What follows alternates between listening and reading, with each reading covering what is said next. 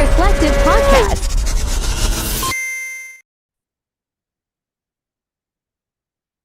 We are live and we are direct. Another time, another day, another session, another container. What's going to happen inside the container? Who freaking knows? But I'm here with my brother and divine mirror of Dharma and so much more. Brother Jeremiah, thanks for joining us today.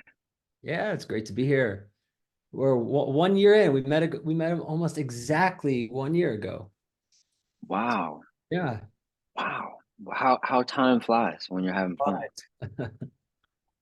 I see you got some Dolly artwork back there. So this is your new home, right? It's my new home for right now. Yeah, it's an amazing man who's got just an incredible house here up in the mountains of Boulder. And yeah, it's pretty epic. So So beautiful. yeah, I had like So deer beautiful. on my back porch yesterday. I went out and they like come up to me to get food. It's perfect. Wow. Sounds similar to the vibe here. Yeah, Which is yeah, actually very, very similar. Had to awesome. model it after you all.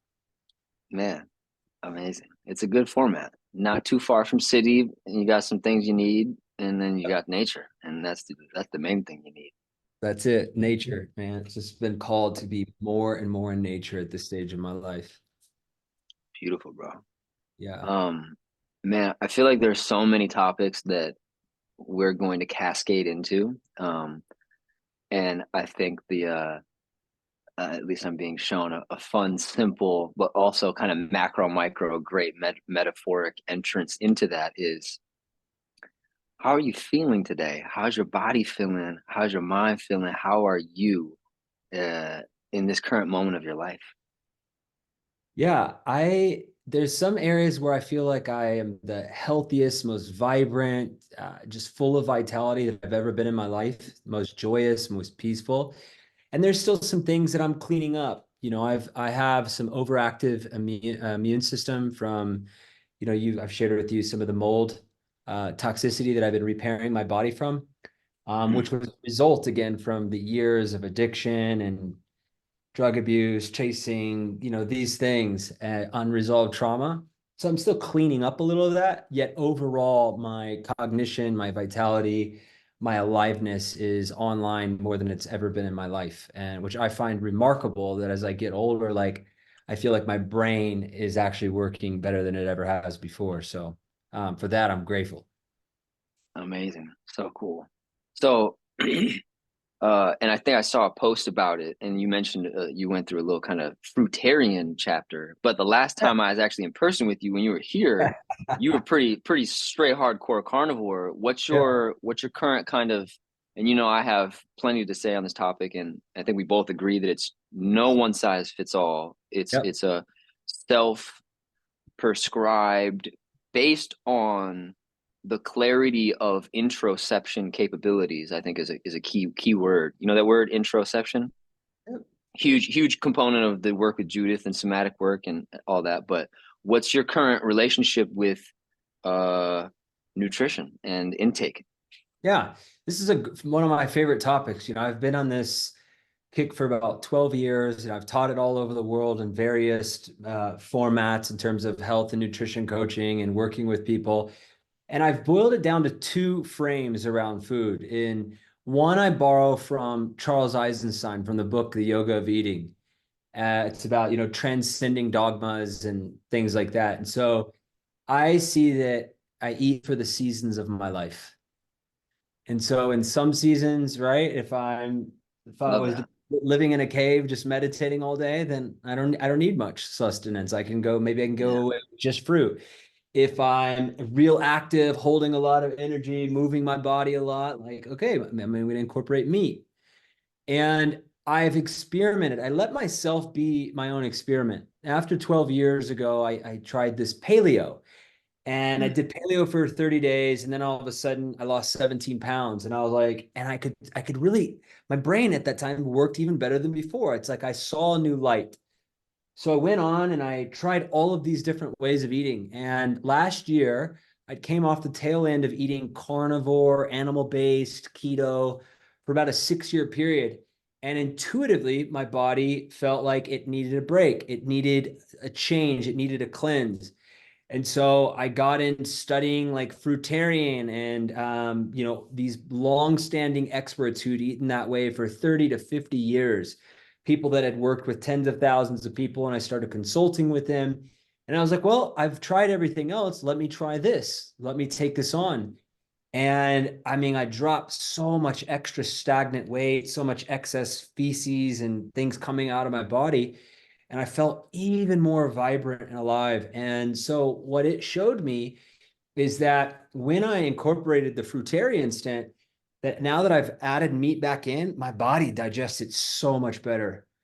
Like I Wow. feel like I thrive even more now. And so it taught me a lot in that regard. And it's just another tool for my toolbox in the eating for the seasons of my life. Right. That's how I've come Right. to it. And the second part of that is I don't I tell people, getting out of the world of clean, dirty, good, bad, right, wrong, healthy, unhealthy, I've dropped out all of those frames. The frame that I've narrowed it down to that gives people access to really getting in touch with what's sourceful, what's right for their body is this. I eat foods that love me back, and I don't eat foods that don't love me back. I wouldn't be in a relationship with somebody that spits on me, that hits on me, that talks shit to me, these things. So why would I intentionally put things into my body that do that, that leave me lethargic, that leave me low energy, that sugar crashes? I eat that piece of cupcake, late at night before I go to bed, and I'm just like my stomach's grumbling, I'm tossing and turning. Why would I do that to myself? I can't say that I'm a person of self-love and I'm enacting self-love, yet I put shit into my body that I know doesn't love me back. I wouldn't tolerate it in relationships, so why do I tolerate it here? Or maybe I do tolerate it in a relationship and then it actually correlates to what I tolerate putting in here. And so I help people move to this space where you drop out of all of those other frames because your gut microbiome, my gut microbiome are completely different.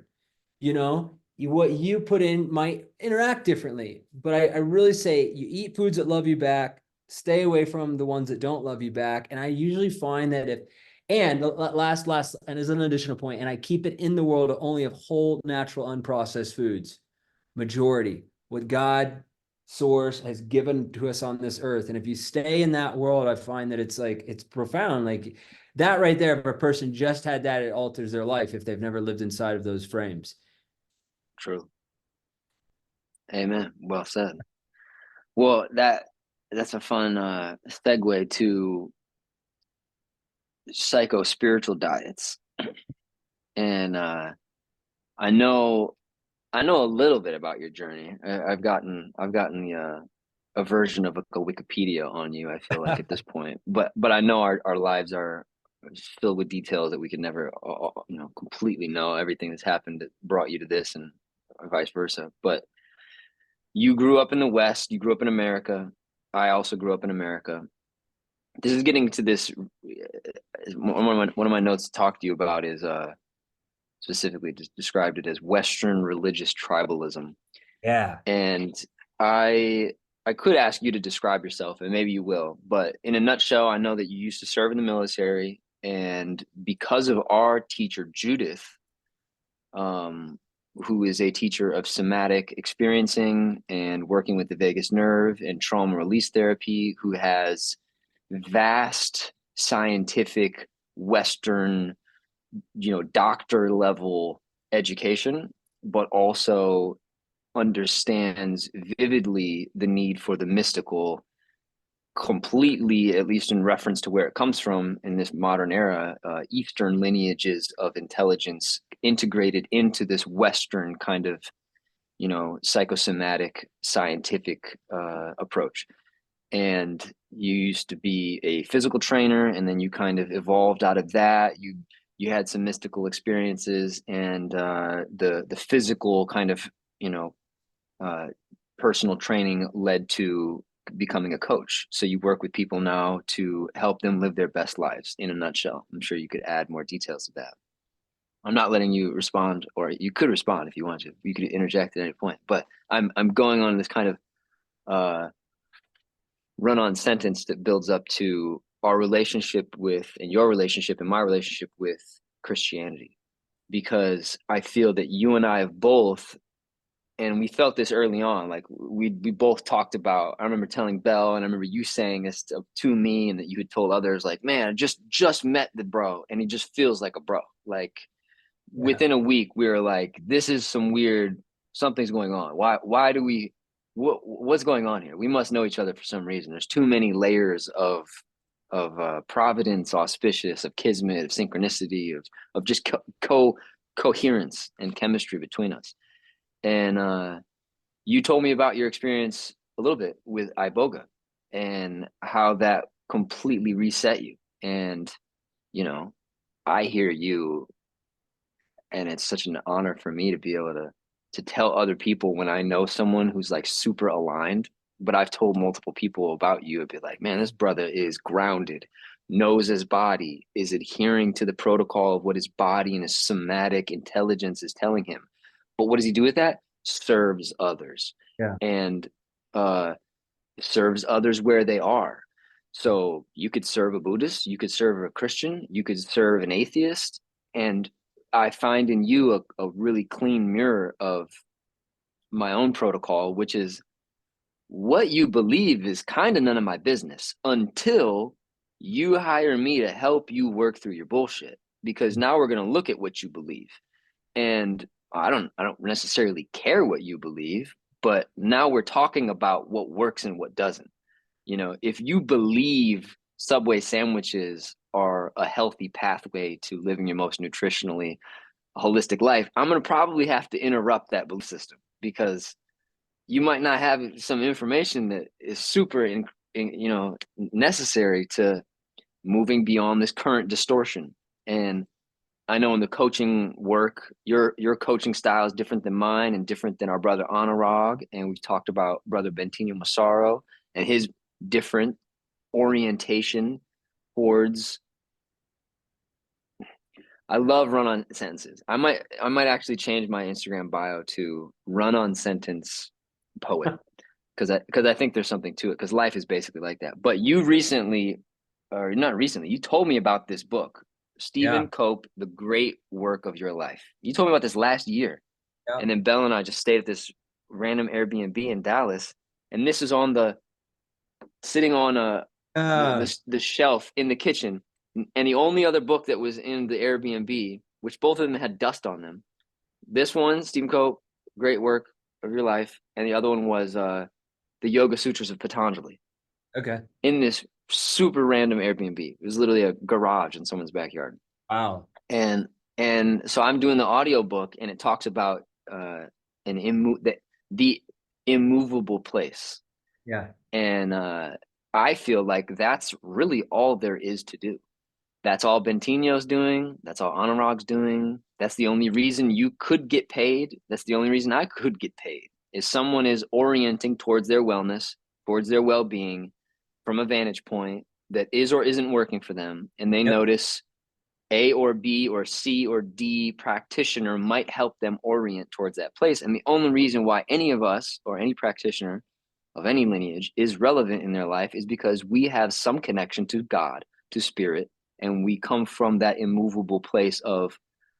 I'm sure there's a lot of synonyms for what you could describe that immovable place as, but I would say it's integral alignment, amongst other words you could describe it as. I love non-duality's kind of framework for how to talk about that place, but it's basically where you as a human psychology meets spiritual understanding and knowing. Mm. And the idea of opinions, I think, evaporates in that space, because it's not an opinion. Yeah. It's measurable, and if it has practical utility, then it won't be about an opinion. Yeah. It'll be about the degree of service and the degree of help that it provides. Diet, belief system. So run-on sentence is nearing its baton passing moment, because I recently went to a church. I love my mom. You've met my mom. My mom's amazing. One of the most incredible souls I've ever met. Yes. And her relationship with Christianity is different than mine. And she and very different than my dad's as well. And you've also met my dad. Yeah. And I recently reached out to you, and kind of is part of the reason why I wanted to, is really an excuse to have this podcast with you, but we have so much to talk about. But I feel like you, maybe more than, man, 95 percentile, most 99% of human beings that I know and call friends or call acquaintances and call brothers, you've seen this similar thing, which is, it's like Yeshua as a character, as a human, as a referenceable soul that came into existence and lived, this rabbi, shaman, mystical teacher, most famous human being of all time, potentially, Jesus Christ. That's like a real person to reference, and that person taught mystical alignment in various ways. And then it became a religion, and 2,000 years later, here we are. I'm pretty sure we'll probably ping pong in this, but have you seen that really weird distortion where all of a sudden, like, it's pure Jesus, and pure Jesus is like hallelujah, and then all of a sudden it turns into this tribal consciousness where, specifically in Christian tribalism that I've experienced, one of the first things is they say everything else is literally of the devil. If it's not Jesus, it's literally Satan. And I feel this like threshold of intelligence, because I talked to a brother who lives in Thailand the other day, and he was like, and he's in his like 70s, and he's a gemologist and a Jyotish practitioner, but he grew up in America and went to India, and I was in Thailand. And he was like, one of the silliest things that I notice about that is that how limiting of a boundary to put on God, that God could only be one guy, really? All other cultures are just, they just missed it. They're just totally wrong. No other culture ever has ever gotten God correct. Just one culture, this guy, everybody else is wrong. Not only are they wrong, they're going to hell forever. Whoa. So here's the baton. What do you make of this really, trauma in culture, where this primary culture of religious orientation in the West of Christianity seems to have this hierarchical, pedestal that they stand from? And have you met that distortion in your work? In has it kind of given you a thesis, or like a sense of what that is and how to help someone if they're maybe not seeing past that? Or there's really like five different question access points into this right now. But yeah, I ran into that the other day at church, and I'm just interested, like, have you ran into that? And like, WTF, basically. Yeah, well, I'll share it from a few different angles, and I'll give a little context. Whoever's listening understands my background with church. I grew up. Well, let me give you a little bit more. So my mother found Jesus, found church when I was about 5 years old. My father was into drugs and alcohol, was dealing drugs to try to provide. And he'd even been in and out of prison when I was younger. And my mom eventually left after a lady she worked with invited her to go to church. She had this whole coming to Jesus moment and realized that she didn't want to raise me and my brother in an environment like that. So she went back to my father, and she basically said that. He said, "Hey, what you see is what you get. I'm not changing." So she left. And so when I look back, I had a lot of anger and resentment for being put into church, because how it always lived for me back then was that it was used as a lot out of fear. It was like, we got to do this because I don't want you to grow up the same way that we grew up and have these things. And as I've gotten older, I could really see the heart in my mother. I could really see the protection and her wanting us to have a foundation. And so today I have nothing but love for it. It did give me a foundation, and it just also occurred in very traumatically to me as it was mixed in with other things that were happening in the home, other things that were happening in our personal lives, and how the church and religion was kind of wielded in those ways, if that makes sense. And so I came out with a very distorted view. And, as I grew up in the church, I was in, Christian Baptist home, in church twice a week, forced to memorize Bible verses, or I was punished if I didn't. Off to, vacation Bible schools in the summer. There were part of me that really enjoyed it. It actually felt like a sense of relief from the chaos that was going on at home a lot of the times. Yet I could also feel a lot of the herd mentality and the judgments. And I can remember the pastor, getting up and preaching like, all gays are going to hell, and just like and it just, some of the things didn't sit right with me. Some of the way the parents of other, my peers in the church, how they would be with me just didn't sit right. It felt judgmental. It didn't feel like the loving thing creator that they made it out to be. I'm like, well, if he's this way, then how come you all are this way if you're trying to be like this? It just Right. didn't land. So I left. Yeah. I left when I was 18. And when I Left meaning left kind of the identity of Christianity. I left the church. I moved. I literally, the day after I graduated high school, I left the state. I moved out of state. I stopped going to church. I had a very tarnished, traumatic relationship with my parents. And I went off into the Marines, and I went to church maybe a handful of times thereafter. And then as I started traveling and being around the world, I just really got that there's so many people that believe different things. How could that be the only one thing? And I also saw that there was deeply rooted fear that I was going to go to hell because I was leaving. And it was hard for me to disconnect that over time. And furthermore, as I got further and further down the path, I really had felt this sense of separation with my family because they all believe this. And because I didn't believe that, I'm going to hell. No matter how much they say they love me, it was very hard for me to receive that, because I'm like, how can you love me, but also you think I'm going to hell and that I'm wrong? The two didn't make sense in my mind. Yeah. And so worked through that, was able to clear that. And after I really let my resentment and my anger and my judgment towards my parents and the church, as I healed and forgive that, I was able to start to see religion and God and church and all of this in a completely different light. I was able to see the compassion again for my parents and them having a foundation. I was also able to recognize what it had given them in their marriage, 32 plus years happily married. They really speak that having that relationship was a foundation. And so I started to look, and I started to meet these people like Garen Jones, we know mutually. I started to see, these people around the world, billionaires that I worked for in Dubai who, follow Islam. And I would see these other powerful, successful people would talk about their relationship with God and whatever way that they related to it. And so after a period of time, I was like, wait a second, I'm missing something here. I am casting aside all of it, or how I coach people in my communities in one-on-one. As a lot of people come to me with religious trauma, that I had thrown the baby out with the bathwater. I had thrown God out because I had conflated and mixed it up with religion and church, which it is distinct from. And so when I look through all of this, and when I want to support people getting access, and let's say leading this conversation in a way, is that I first like to help people make church and religion as distinct from God. They're not the same.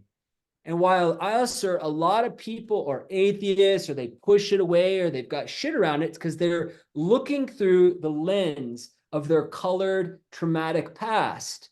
They've mixed up God in all of this stuff. Maybe somebody tried to convert them. Maybe their parents forced them into church. Maybe they were whatever, right? And so they've mixed it all up with that. And when it's mixed all in that, they just want to throw it all away. They want to throw the baby out with the bathwater. So the first, again, is making it distinct. And when I made God distinct from that, I realized, wait a second, he's not all of that. That's just what I was told it was from other people, from their current lens, from their current trauma. I get to recreate this. I get to decide what God is in my relationship. I get to study the Bhagavad Gita and the Bible. I get to look what Jesus was pointing to, not what the church tried to make it mean. And so as I did that, it started to give me a lot of access. And then my life radically fucking altered. So I like to drop that into the conversation is that, yeah, like I've met people like again in Islam and Buddhism and Hinduism and Christianity. And who knows the ultimate truth? What I love to do now is honor how people have come to it for themselves and really support being a stand to remove all dogma, because I find that it's in the dogma that we create the separation.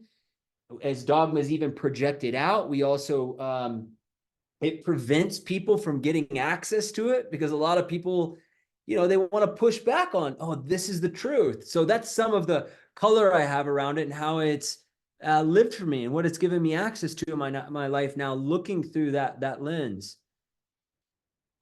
Amazing, bro. Obviously, you're not able to. I think you use a similar version of this phrase that I do. We can't assist others in going any deeper than we've gone with ourselves. That's it. We can't take nobody to the place that we haven't been before. Um, in your work with medicine, and maybe say, I mentioned iboga, but maybe say a bit about your relationship with medicine and how that has shown you a new context to have your own visceral experience with God. Yeah, that's interesting. There's three or four specific experiences. The first time I'd ever had just a glimpse of something was in an ayahuasca journey, and so 2017, and it wasn't an experience of per se God talking to me. It was this experience of I was quote unquote drifting into some void that I was that that who I was about to permanently get lost into some black hole. And as that started to happen in my psyche, I remember sitting up very quickly and being so freaked out. And I remember thinking that this is the devil. Why am I down here in this jungle? What am I doing? This is the stuff I was warned about in church. And it freaked me the fuck out. And I just popped out of it. And I could never let go anymore in ayahuasca after that. And the experiences were extremely challenging for me. Then some years go by, and what I started to how to make sense of all of that is that I was really holding on to a lot of control in my life.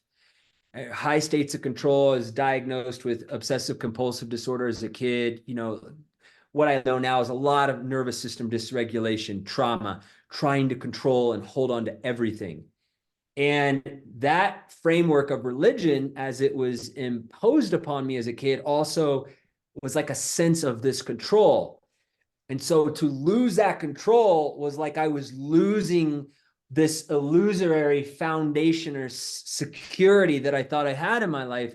When now I see that very thing was what I really needed, was to be able to let go and to surrender to a higher power outside of my mind and my will. So that was an opening. And then I worked with 5-MeO-DMT in a treatment center down in Mexico alongside ibogaine back in 2021.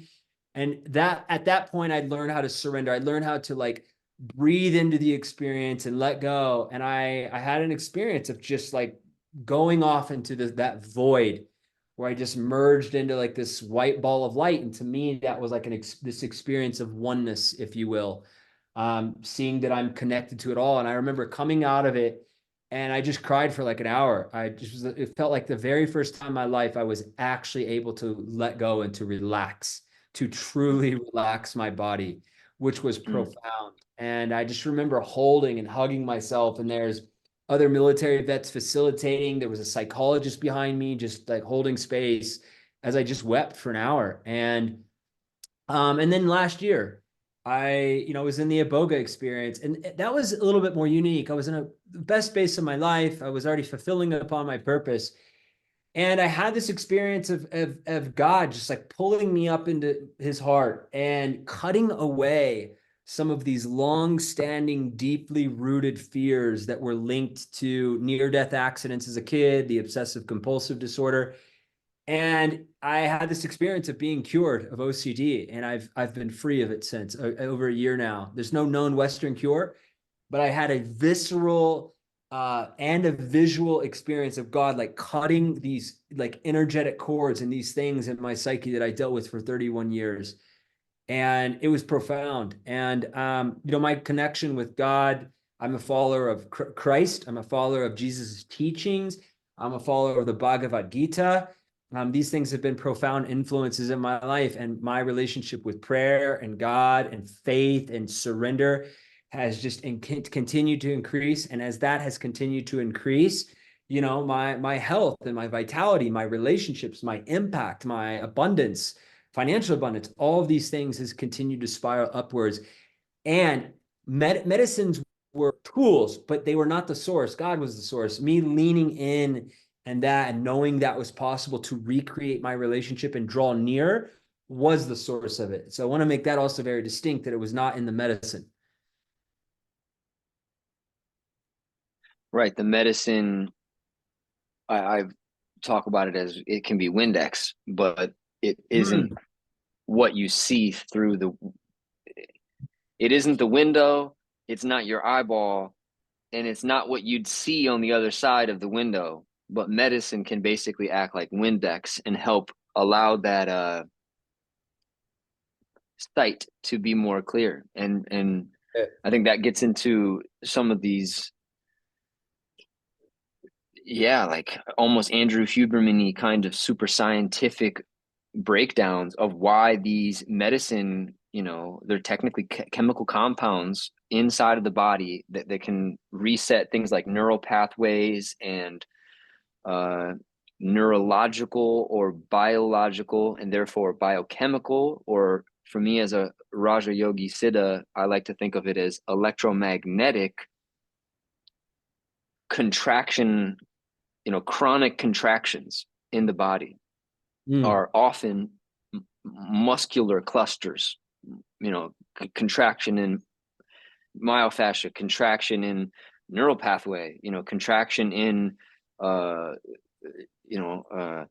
there's the musculature and the skeleton, and then that skeleton can kind of lock in, say there's that trauma and it causes the right shoulder to lift a little bit, and then like the left rib cage comes down a bit, and then that's like over 15 years, it all of a sudden also creates brain fluid flow issues, and the psychology and the skeletal muscular mapping, they're perfect mirrors of each other, because, and this is how my attention has at least found articulation for it, is that the I am presence has now become anchored in the body in a chronic habitual habit pattern, and that's who you think you are. The sense of I am is rigidly stuck, and those are often the folks that are in chronic suffering.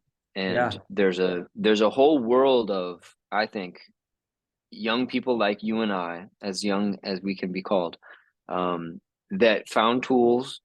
And because we sought out teachers, we sought out masters, we sought out proximity to those who figured something out, and we started to kind of collect, I see it as like a shamanic Batman utility belt. It's like Batman had this crazy utility belt with all these cool things.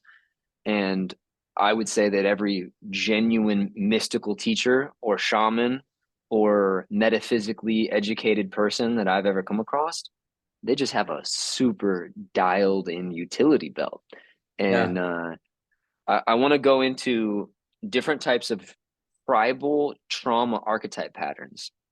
And I feel like you might have noticed some interesting things, especially in spending time in places like Dubai and uh, where are you now? You're in Colorado. You were in South Africa. You're in Boulder, right? And yeah, I feel like I've found that if I learn about someone's context, their belief system, how they were raised, and specifically their cultural indoctrination lineage, I would say, literally, what kind of political orientation did the mother and the father have? What kind of relationship to their mother and father did your mother and father have? And that's very Jungian, the anima and the animus. How are those masculine and feminine modulation showing up in you, and then how did the culture that you grew up in affect that, and how does that all now affect how you see yourself and perceive the potential of your healing or the potential of the resolution of your suffering.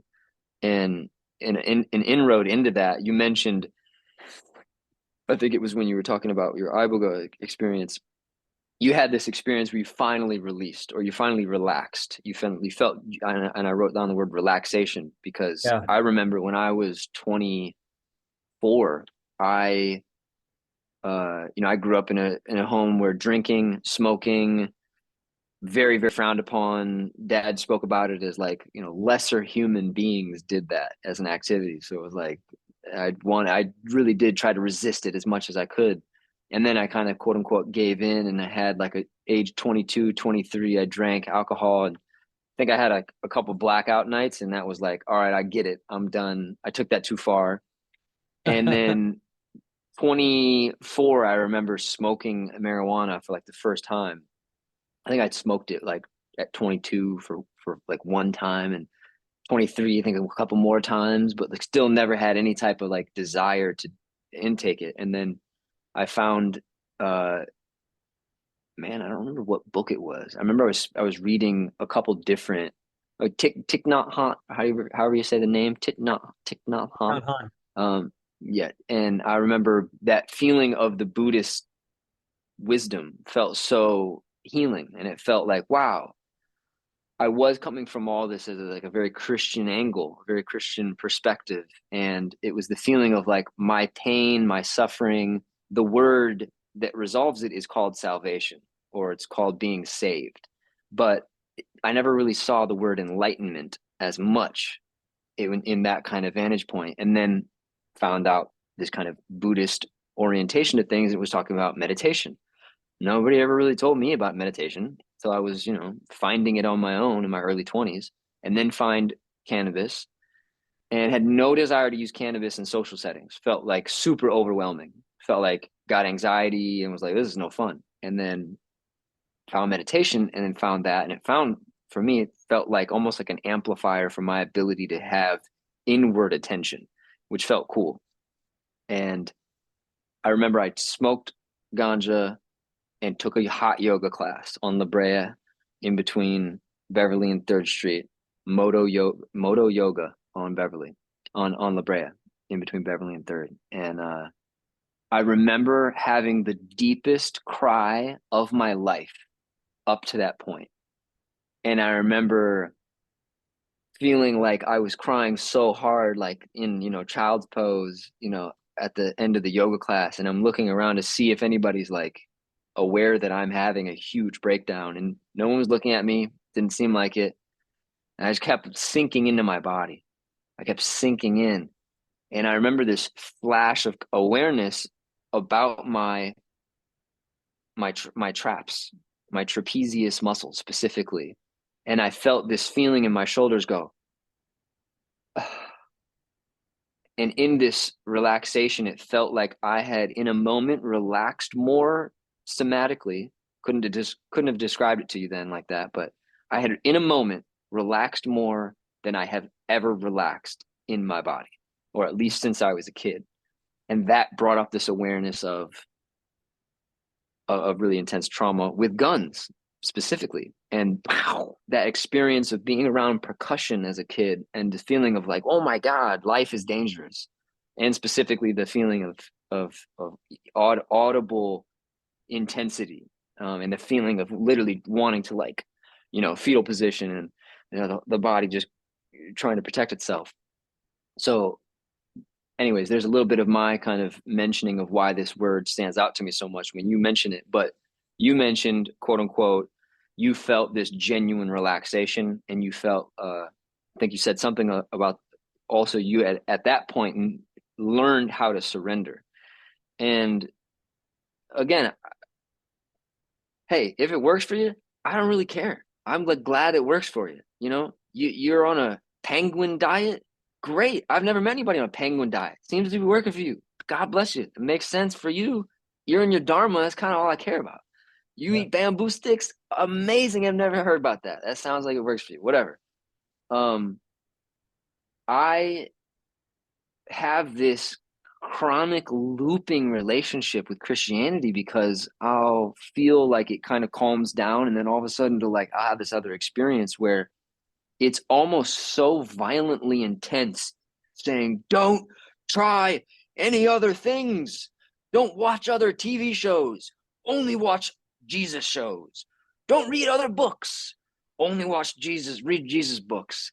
And I have this visceral feeling of compassion because I know young people and older people who have grown up in Christian environments, and that Christian, intensely rigid, almost automatic opposition to anything else have caused people that I know, and then also that I'm sure I don't know, really deep confusion. And Yep. also this feeling of I can't do anything, it's got to be Jesus who does it, which I think is this paradox for a mind which says I want to be better. Oh, but there's no education about what the ego is also. I've found in Christian culture, not too much. I've found other things that are a little more esoteric in Christian culture, but I never heard a pastor talk about the ego, not really. um there's prayers, and then there's God's will, and there's things that do go into it, but Or in a Satan. general, yeah, exactly. So it has this super diametrically opposed polarities of God or Satan. It's like, well, I'm kind of in between this and that. Well, that's the devil trying to confuse you. It's like, is it? Is that? I thought that was just. I thought I was just considering my options. No, it's not. It's the devil. Oh God, that sounds so intense.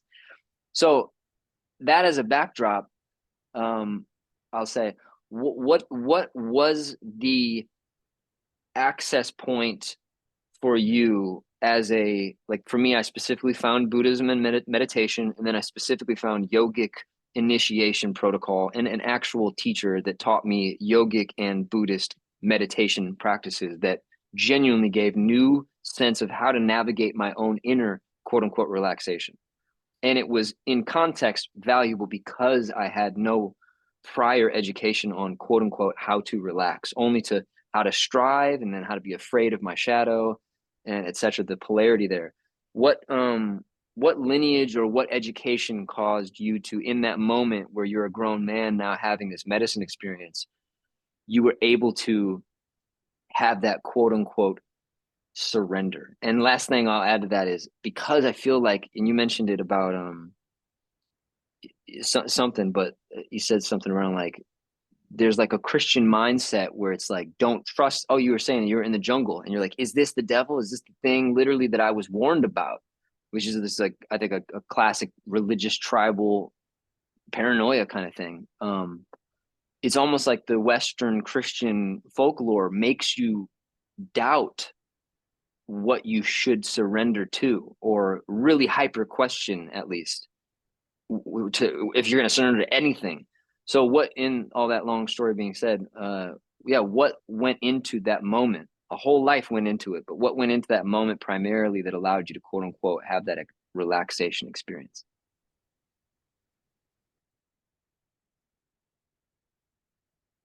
I mean, there was definitely a series that experience was in 2021, and I'd worked with psychedelics since like 2012 to 2012, 13. So there was quite a bit of time that I had before I finally learned how to surrender. And so some of I'd say the key modalities, like I had been meditating for a long time at that point. Those were the very basic access points. Yet where I really started to feel more freed up in my body and ability to relax more in other settings outside of medicine was EMDR trauma therapy. I did quite a bit of that in the months leading up to this experience I shared about with ibogaine and 5-MeO DMT, where I could just finally deeply relax into those experiences. And when I say relax, I mean, to me, that's a state of like surrender. Okay, I can just allow life to be as it is. And if I can allow life to be as it is, then I receive what's around me. I can open to the miracles and the synchronicities because I'm not resisting, I'm not braced, I'm not contracted. And so, yeah, that time. And, and then I have to give a lot of credit to my mentor, Anurag, that I've been working with him about 2 years at that point, and I had a lot of coaching around this, letting go of attachments and, taking a step back in life and looking at things. And I also believe I just had met so much suffering at that point. I had so much resistance of going into prior medicine experience and these things, like trying to force it a certain way or get this thing or hide from looking at this thing that I didn't want to look at in those experiences. And there was a level of also just maturity that reached before I went into it. I said, I am only going to do this if I'm actually going to integrate this time. Because so many times before I was just doing medicine, I wouldn't integrate it. I just go back and just back to my day-to-day thing. I wouldn't actually work at the things. I wouldn't work with a therapist. I, at that point, had been working in therapy again, had committed to doing the 12 steps. Like I was committed to the integration. And just knowing that and trusting that I was finally up for doing it that time, also it occurred to me, help me just be there with it. So those were some of the elements: meditation, trauma therapy, having a great coach who was passing on stuff about the attachments, the commitment to myself to really be with the experience afterwards, to integrate it properly. Yeah, and reaching enough suffering. I tell people, that I work with one-on-one in my communities, you'll either get it, you'll either break through whatever you're dealing with through doing the honorable thing in your life, or you'll get it through suffering. And neither one of them is better than the other. Neither one of them is good, bad, right, or wrong. Suffering is a great teacher. Yet you can also discover that just doing the honorable thing in any given moment is a great teacher as well. And I just happened to that point and had enough suffering. I was ready to do the honorable thing. Amen. I know I've said it to some clients before, and I know a teacher has said it to me before as well. But when that moment of conflict comes up, it's like, I don't know why I'm doing this, or like I want it to stop, but it's not. And the teacher, the teaching is, well, maybe you haven't suffered enough. Yeah. And it's like, what? Why would that be the thing? It's like, well, you might need a little bit more of the there's a Shipibo term for this one particular thing called shitana, which is the darkness that is not pleasant, but it can teach you, and it can be a very important teacher. And yeah, a teacher one time told me, is like, you might need a bit more shitana on that subject before you're ready to Yeah, turn towards the light, that's it, dude. That and is, and don't judge that, because then you're going to prevent your further exposure to what's in there for you. There's something in there for you. Otherwise it wouldn't be.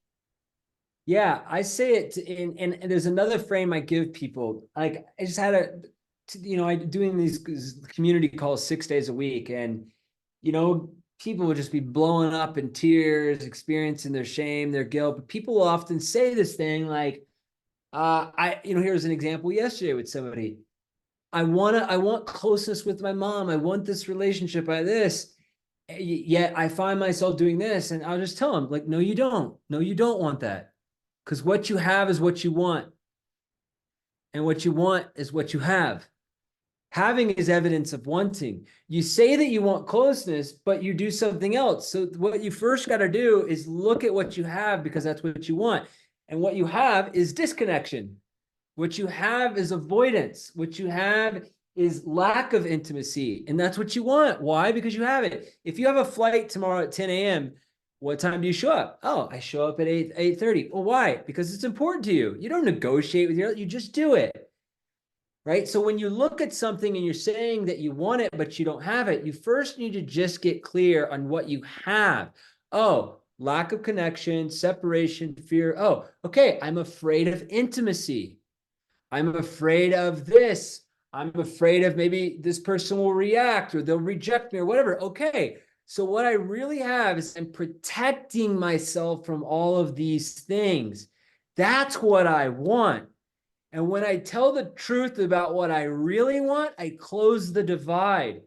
I'm no longer in misalignment with self, where I'm saying I want one thing, but what I really want is over here to protect myself. And so I see people, they stay in the suffering, generating it in their misalignment, shaming themselves for why they don't have what they think they want, when all the time they actually do have what they want. they're just not clear about what that thing is. And so I've found that to be a powerful frame to pop people out of stuff, because then they come into a state of acceptance and alignment for the way it is. They can own it. And when it's owned, it no longer owns them. And then they can create what they desire. But it's only when the truth is told about what they have and what they've been truly wanting.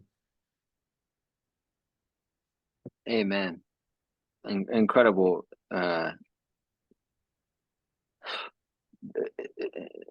Must, like an incredible must go through point for anybody who's interested in getting really clear on why anything is in their life, is Yes. in understanding the I had a teacher that talked about going towards energy and going away from energy, and he would talk about Dr. Colby Baron Foreman, and he talked about how whenever working with a client from a neurological psychosomatic level, being able to notice for others at least, and then obviously being able to apply it to self is the key, but looking at others, are they walking towards something, and is that motivation driving them towards it, or is most of the energy and motivation to avoid things, and if so, what trauma or concept of self is leading them to that? Yeah, so Yeah. helpful to see. I think a lot of our work is largely about like Sherlock Holmesing motivations, Yeah. Yeah. Yeah. like Yeah. getting to the why'd you do that? Yeah. What? Well, you did that. Do you know why you did that? Oh, which is a good segue. The power of mentors. Call it a teacher, call it a curandero or a maestro, a shifu, a master, a guru, a teacher, a coach, Yep. mentor. Even in this, Stephen, is it say Stephen Cope or Stephen Cope? Yeah, Stephen Cope. Stephen Cope in the great work of your life. Powerful book. Incredible. He talks about, I think the specific phrase he used was, we can't see the glimmer in our own eyes. Often it has to be someone else who Yeah. helps us see ourselves. And Yep. it's a huge piece of my work with Moon. The sun needs a mirror to see itself. It can't see itself. The I am presence can't see. Even right now, I can only see Rocco's face because I'm looking into the Zoom call mirror, and then now I can see what I look like. But otherwise, it's a first person perspective. We can't see what we look like. What have you found is, well, let me find the best way to ask it. Regardless of what you call them, mentor, mirror, coach, etc., what are the main key ingredients that you found is like, why is it so important to find mentors in our journey? Yeah. The answer that comes for me, or the response, is to have healthy models for ways of being that we didn't often get growing up. Sometimes we didn't have, our parents had their own traumas, things, and they weren't modeled it. My parents often said, my mom would say, hey, my parents didn't show me much love and affection. I've done the best I could. And I couldn't grasp that as, in my mid-20s, when I was still in a lot of resentment and anger. It wasn't until my later 30s till I started to get, wow, I've always done the best I could do at any given level of consciousness. Okay, I see my mother was doing the best given what she had. Now, given that, I understand now the importance of going and finding a model of somebody that understands, like, love and affection, who can show that, who's been modeled it. Not to make my mom wrong or anyway, that was just the limitations of her childhood and her parenting. And so from that frame, it's like I believe it's important, if we desire a certain, we say we truly desire a certain life, like deep at our core, it's there, then we have to have a model of what that looks like. And if we have a model and access to, whether it's a book, in-person communication, audio, something to watch, where we can fill our minds with that, then we can transform, quote unquote, quicker. right? We can change, we can create those new behavior patterns if we have it modeled. Otherwise, we're going to model what we've had. And so I believe that also mentors, teachers, guides, whatever you want to relate it to, it cuts the time down significantly, right? You're just getting it channeled over in somebody who's also able to have years of reflecting on it, right? Like my, mentor Anurag, 30 plus years, his whole mastery in his work is distilling it down to simplify and simplify and simplify it. So that can have someone can get it much quicker. And it's profound to have that. You can shave some time off. And for people that necessarily don't have, let's say, one individual, a teacher, they don't have resources or whatever it is, I found just getting around healthy, safe community. Like, what do I mean by that? What do I mean by safe? People that are just present with you, people that can hear you and see you. What I mean by hear you, they can reflect back to what you said to let you know they got what you're saying. They understand you, right? They see you, meaning they can acknowledge the goodness they see in you. They admire you. They compliment you. They speak good about you. When you can be around healthy, safe community, as I've just described it there, you can also wake up really quickly. You can heal some of the deepest layers of trauma in those environments, and you can see yourself through the eyes and the recognition of other people who can see you, right? And it can ignite that natural way of being, that vitality, that goodness in you that's always been there, that's yet often got covered up by all this conditioning and trauma and the crust. They call it like the barnacles on the side of the boat, the barnacles on your heart and your mind.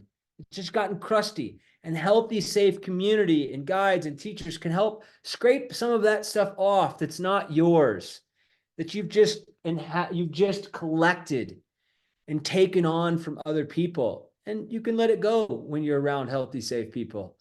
And you can level up so much faster. Amen.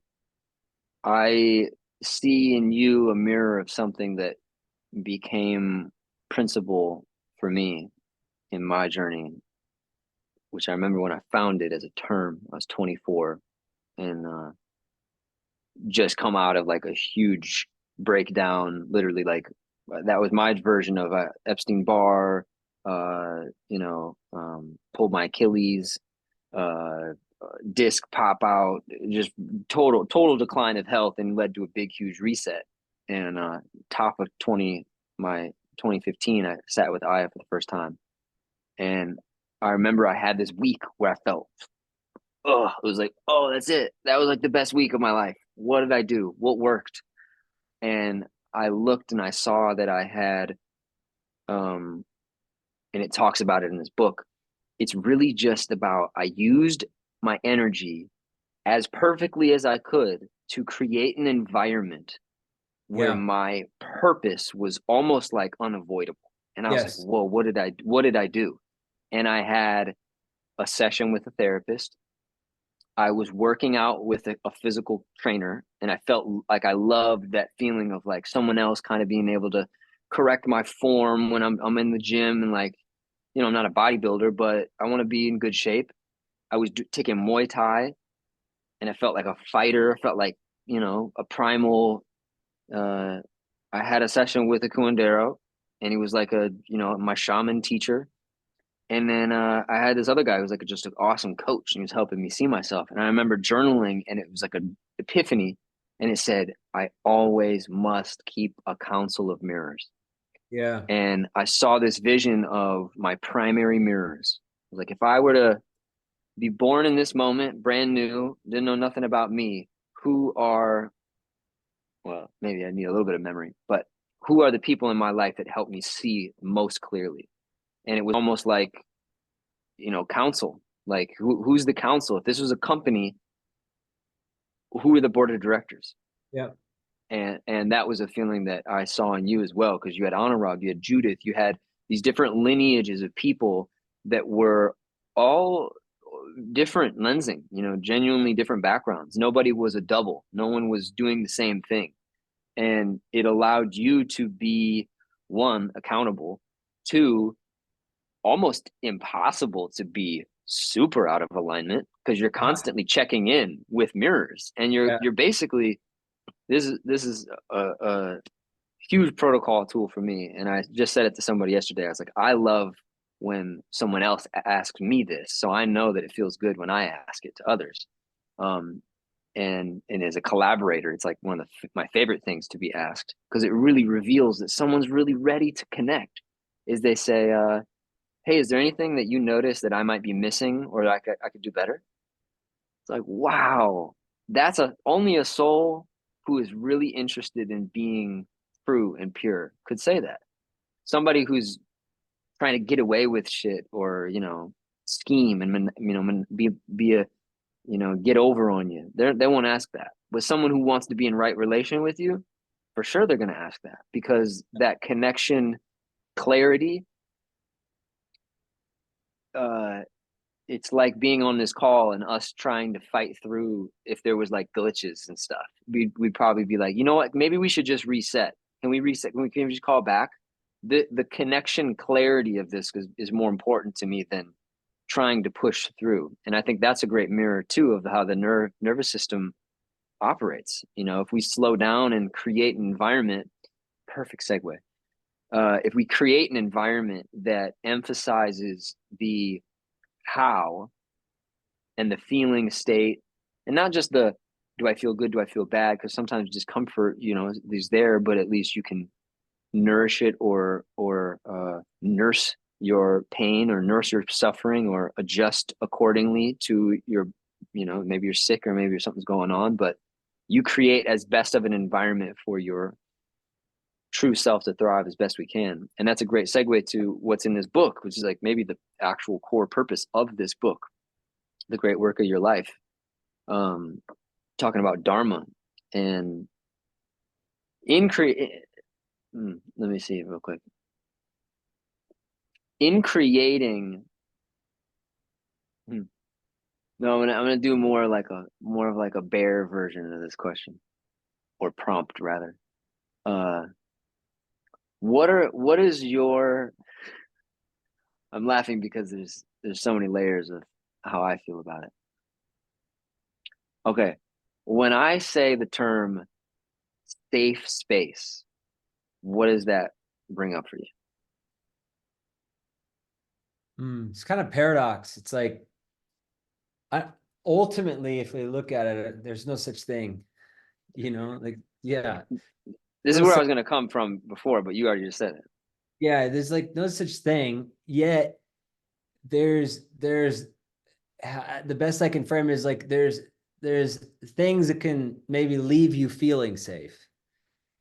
Yet at any given moment, something could happen that it's not safe. There's no such thing as a truly safe place. When I use the word safe, I go back to kind of what I was saying earlier. It's like, are the people around me present? Are they listening? Can they hear? Are they non-judgmental? Do they allow life and other people's experiences to be as it is?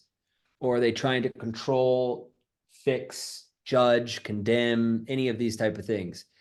If that's not in the space, then I would say a person is left having an experience that it could feel safe. Yet at any given moment, that can all drop out and it's not safe. It's an illusion, right? Right. People aren't safe at an absolute level. They're Yeah. not, because we're fallible. And so, Right. yeah, that's my frame. And if you're always seeking safety outside of yourself without first having taught yourself how to feel it internally, you're fucked. There's a cool vantage point there, because we're obviously laughing because a we know what it would feel like to have a genuinely safe place. Like, Yeah. wow, we're all good people. We're all, everyone knows each other. It's like love, it's whatever, good meals on the table, no judgment, and da, da, da, da. We could all break down what would create the feeling of a safe space. And I think in this current political identity world that is 2024, April of 2024 right now, there's various terms that are being used in ways that, like, oof, there's such a skew on things. Like, A, no safe can ultimately be assured to be safe. B, when we are clean, clear, coherent, grounded, sturdy, and ultimately internally safe and up to speed with our current evolution, we're a better candidate to ensure that our external space is safe. Like you said, you can't really ensure external safe is space before you ensure that you're internally already coherent, which the word safe could probably be broken down and be like, well, what do we really mean safe? Like without violence, without pollution, without Yeah. chronic inflammation. There's kind of different ways that you could talk about, well, what Holistically. is safe really Yeah. holistically. Yeah, yeah, exactly. But it is interesting paradox uh, in this current kind of state of the world. But I think it's for everyone to define for themselves. What is that quote unquote safe place that they want to create? It's in their self. And, I also say to people is, this whole, sometimes I believe the trap is that you can't be yourself unless it's a safe place. Or I can only be myself when it's safe, or I can only do this because I couldn't do that because it wasn't safe. I'm like, no, that's a trap. Right. You're justifying not doing the honorable thing and being yourself because you're placing the source of you not being safe on the environment. That's still placing source outside of yourself and not being responsible for your experience. Just because somebody's going to be judgmental or they're going to be upset or they're going to make you wrong or whatever doesn't mean you still can't be yourself. Stay true.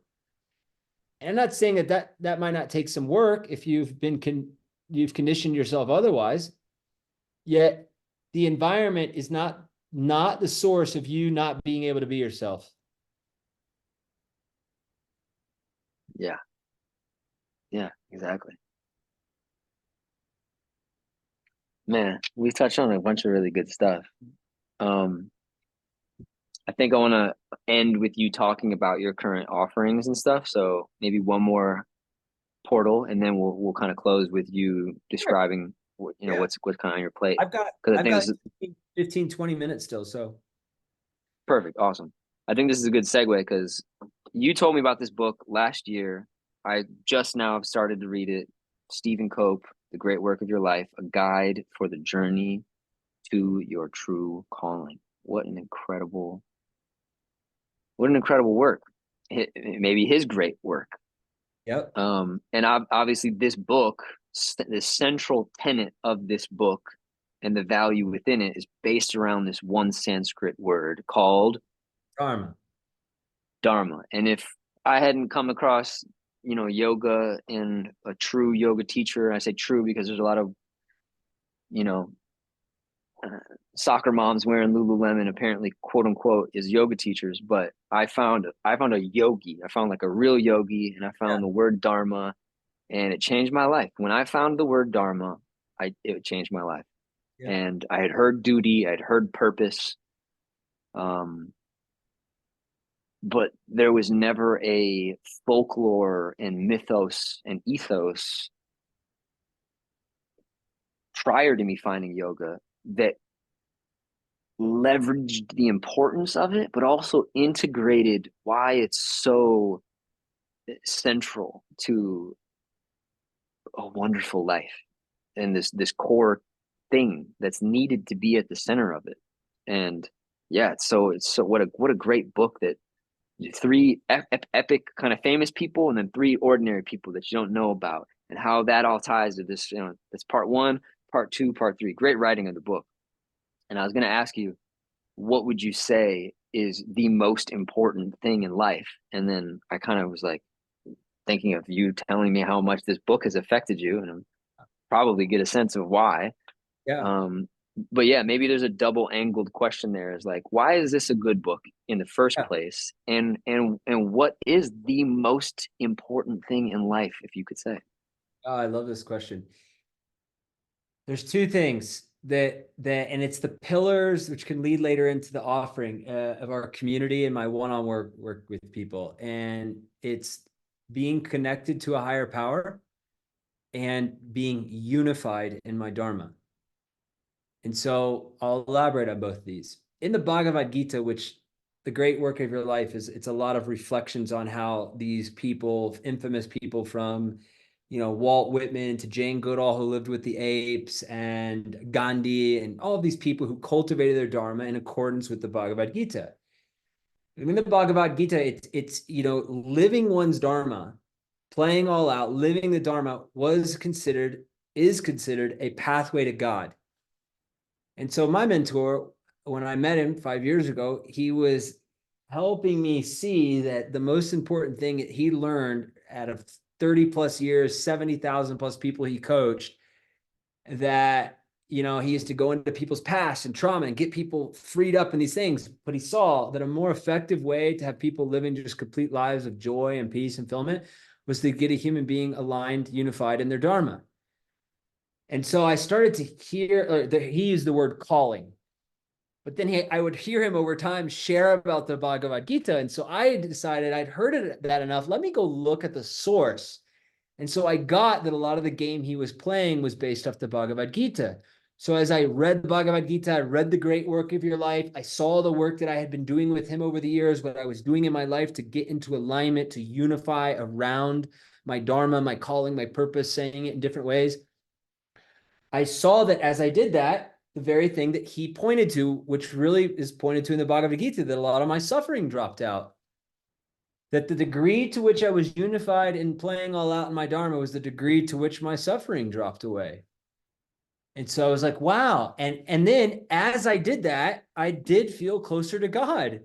Coincidentally enough, I started praying. I was open to when Garen Jones was sharing about his relationship with Jesus in prayer, and it got me back to prayer. Wow, isn't that interesting? I'm aligning my life. Here I'm getting closer to God. Oh, and then the inverse of that, as I felt closer to God and was praying and then studying Jesus's teachings from another pathway, I started fulfilling on my dharma more. Wow, that's really interesting. And so I saw this like upward spiral. So I saw like, wow, this is and look, and it could honor what I grew up in Christianity. It honored like what Jesus was pointing to, these teachings. I love the Gnostic Gospels, that were left out of the Bible, some early interpretations of early Christianity. I was like, wow, these two pillars have become the most important thing. Everything else is second. All the somatic work, all the coaching, all the fitness, all of that's trauma therapy, all that stuff is secondary to these two pillars. And when I just really owned that, was public about that, started working with my clients and community, the level of transformation impact just rose greatly. I not only saw the impact in my life in rooting and honoring those two, and then I saw it ripple effect into other people's lives. I'm like, okay, I've seen mentors live it. I'm living it. It's talked about thousands of years ago in the Bhagavad Gita, things Jesus is pointing to. Wow, okay, these are the most important pillars of my life. And I tried everything else. Like when I met with Garen Jones, I sat one-on-one with him in his house, sharing what I was up against. He's listening. Look, dude, you've done a lot of work at the level of being. It's not that. He goes, he assessed it. And after hearing all of these hundreds of thousands of dollars I'd invested in the personal development world, all these things that I'd done, I'd speak with him for an hour. This guy charges $10,000 an hour. He just poured his life into me for free. And at the end of that session in his home, right before I left, he just looked at me and he says, Jeremiah, you've tried everything else. Are you willing to give God a try? And it just blew me open. And from that day forward, I've prayed nearly every day or out loud, or I've lived my life as a prayer. And it's radically altered. So, and I had enough models, people around the world, I could just finally hear it. So those are the two most important pillars. Connection to I say a higher power intentionally here. I use the word God, yet to give people access, that could be love, it could be nature, it could be universe, divine intelligence, source, divinity, whatever works for you. It's just something that's beyond the self, beyond you, beyond your mind, and pointing to that for people. And if even that's trouble for you, how you can remove any trouble or resistance to that is remember that what we're pointing to is different from church or religion. And that if you know that gravity is a real thing, right? if you step off a building, you know what's going to happen. So you don't step on a building. Yet you can't see gravity. And you most likely can't explain to me the intricacies and the deep science and the physics behind it. Yet you honor it. And you don't go stick your finger in a light socket or you take a fork and plug it in because you know your ass is going to get electrocuted. You don't need to know all the inner workings. You can honor it. And so consider there's something running this entire thing. And you can honor that. And you can create language for yourself to relate to a higher power. I just choose to use God here. So those are my pillars: connection to a higher power, being unified in my Dharma, living it. When I say unified, every decision that I make in life is through the lens of how does this serve my Dharma? How does it support me fulfilling upon my Dharma? And if it doesn't, then I'm not entertaining it. I'm not negotiating, because anything that doesn't unify and inevitably causes suffering. So that's how I live. Those are the most important points. That's how I frame and articulate it. Magnificent. The gospel, the living gospel, as far as I can tell. Uh, I know it leads to you discussing how you serve. So you've heard a little bit about my calling into missing out on nothing and how Yeah. to live a life fully reflective of the Son of God, the bright, shining essence. And for me, articulating what it really feels like and is like to miss out on nothing, where nothing is missing. Yep. Even if something is missing, the understanding of why it is and the integration of that as a value, and that it's not lack, or it's not punishment, it's not a bad thing, but you know noticing that my water bottle is empty and understanding, knowing how I can get more water into this bottle is almost the actual moment of realization that it's already full. Yeah. And yeah, Yeah. that for me is one of my tenets. So missing out on nothing. What does missing out on nothing look like to you in your life?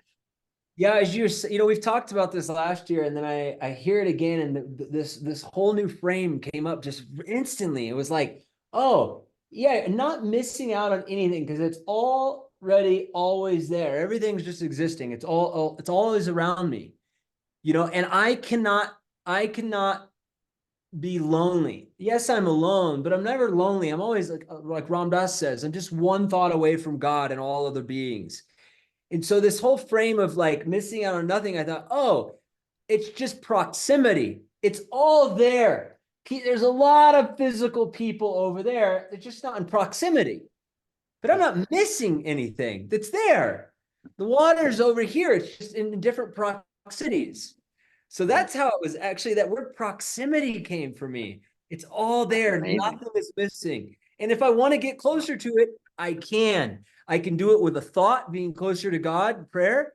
I can get in my fucking car and just drive to go meet with somebody, but nothing is missing. It's already always there. It's just a matter of proximity. Amazing. Amazing. Big Yeah. snaps for that. Yeah. Man, amazing, bro. I'm so moved by how you listen and how you honor and acknowledge. Is really moving, bro. I know a lot of people who don't know how to serve and don't know what their calling is. And you are so deeply in it, man. And you're such a great mirror for anybody that comes across you. And it's such a cool feeling to know other warriors of light who lay it all on the line, and they don't want plan B. They Yeah. just want that chalice cup to runneth over every day, all day long. I don't want nothing unless it's from God, and it's Yes. it's my it's my it's my calling. So thank you for doing that. Thank you for walking the walk. And yeah, tell us a little bit about what this current iteration of your service looks like, your sessions, but also the community thing that you're building. Yeah. So right now I have two offerings. You can work with me on a one-on-one capacity. I will drop my email, best reach by email, or you can find me on Instagram, drop me a message there. I'm responsive, and we can set up what it looks like to do one-on-one sessions with each other. And the other offering, which I'm stoked about, is I lead a community, and the community is called Metamorphosis Collective, and it's on School, which is an online platform. We are in our first iteration of that. We started with 47 people and we are down to 20. We removed that many people that couldn't stay up to the standard. It is a high standard. It's no nonsense, no bullshit, very confronting, very disruptive, and it requires something, right? It's like the Olympic coach is not trying to get the sports team to show up to practice on time. It's just not even a conversation people are having. So it's a high intensity, yet people transform very quickly. There's people move through things very quickly, letting go of things, right? And what we've done is we've removed a tolerance for dealing with a lot of small conversations and people's phobias and fears. We really demand a higher way of relating to the world, relating to yourself and what you're growing through. And the main emphasis of Metamorphosis Collective is to support people being unified in their dharma, in their purpose, fulfilling upon that in life. And the big thing here, which is a lot of the work inside of there, is the removing of everything that is in the way of you fulfilling upon that. So that's the addictions, that's the traumas, that's the limiting belief, that's the relationships you're attached to, the money you're chasing after, yet it's degrading your health and you're not actually happy. We get at every single area of your life, from relationships, nutrition, sleep, movement, connection to a higher power, right? The work you're doing in the world, the admin of your life, your physical environment, your digital environment. We tend to every single thing, and we are rigorous, not hard on ourselves, rigorous, meaning we don't step over anything. And we help people really get connected to how all of it is interconnected, how all of these areas of your life are impacting everything. It's all energy. And so we do that through a communal approach of people going through a very rigorous, demanding, intensive process together. So you're witnessing people like in real time processing very intense things, being seen, being held. I bring in elders, my mentors. So we do live sessions. Right now, we've been meeting 6 days a week. We have people have access to. And two main energies here that cause this level of transformation is one, we have people's back. Like a member of a tribe, you're not thinking that, hey, if I break my leg, am I going to be able to eat? No, like somebody's going to get you food, right? And it's like, like if you look at AA meetings or meetings where people are trying to recover from addiction, you can go anywhere in the world. There's always a meeting. We wanted a place where people had a place to consistently go, where they knew somebody was going to be there and have their back. That was how my mentors were for me, which allowed me to really grow, really allow to trust and lean into life. The second quality that makes this so transformative and impactful for people is, again, we are no nonsense. We are what we consider an immovable boundary. It is an extremely high level of accountability. If you show up even 1 second late to the call, you can't get on the Zoom calls. You got to make it to X amount of calls a week to remain in the program, or we remove you. And it's nothing complex. It's not novel. If you show up late to your flight, you don't get on your flight. You actually lose money. There's a consequence. There's 10-year-olds all over the world playing soccer or football. If they don't show up to practice, they don't play a game day. So you're already playing that way in the world. And what we do is create an environment that pulls forward the king and queen in you. We don't play with the prince and princess. We don't have tolerance for that. And so it creates this profound transformation. And what makes us very distinct, you will have never experienced anything remotely close to what we're doing. And that's the feedback we get from people. So that's what we're up to. You can reach out to me for a one-on-one, or you can reach out to be considered for our community program. Man, wow. Anybody who goes into that container, I know they will receive value and probably get compressed into being only their mission, only their purpose. Nothing, no other version of them will exist. That's amazing, man. That's it. Beautiful, bro. So we'll put your contact information in the link on Instagram. What's your Instagram handle? Yeah, it's Jeremiah Dupin, Jeremiah, and then my last name Dupin, Dupin. We'll put that in there. I'll include both my Instagram link and also my email address as well for people. Awesome, bro. Thank you so much for spending your time with us, and great. thank you for your service, bro. Likewise, brother. Thank you so much for connecting today and having me on here. It was great to drop in with you, and I trust this will serve whoever's listening to it. Yes, indeed. Tune in next time, y'all. Bless. Cheers.